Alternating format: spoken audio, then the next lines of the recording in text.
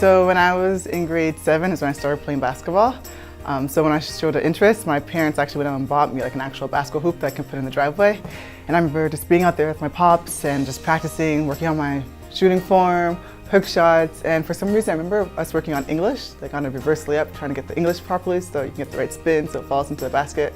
And then also just working on hook shots too, which is like my go-to move now. So those are like the two main memories I have of actually hooping outside with my pops. Growing up, the basketball community in Canada, especially in like the GTA area, was really popular and big, and it's growing. So playing basketball seemed like the normal thing to do. Like you could always find pickup games. There's always teams, rep teams, different organizations, whether you want to work on your skill, play games. So it was popping in Toronto. Basketball was not on my radar. I was 12 years old and my friend invited me to a basketball tryout, and that's actually how I started playing basketball. So I'm thankful that my parents didn't force it on me, even though I was a tall kid, that they allowed me to find the sport on my own.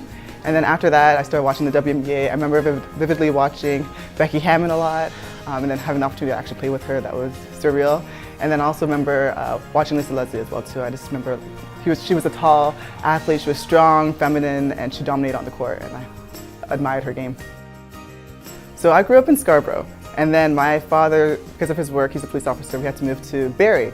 And if we hadn't moved to Barrie, I never would have met Nikki Murphy, and she never would have dragged me out to a basketball tryout. And who knows, maybe I would have found basketball another way, but because of how life played out, I was able to go to that tryout with her, discovered that I wasn't a very good basketball player, but I enjoyed playing the game, and I haven't looked back since.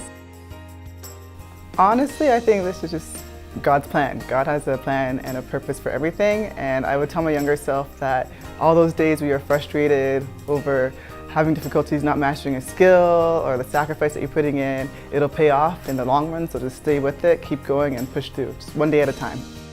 For a kid to actually feel like they can dream something out, sometimes it's important to see it. So the fact that young girls can actually see women who are playing in basketball professionally at a high level, to be able to see that and be able to say, you know what, one day that's going to be me, I think that's so important because it shows girls like, yes, this can be you in the future. If you put in the work, you work towards it, you dream big and set goals, it's possible and something you can accomplish. So I think it's important. Representation is huge.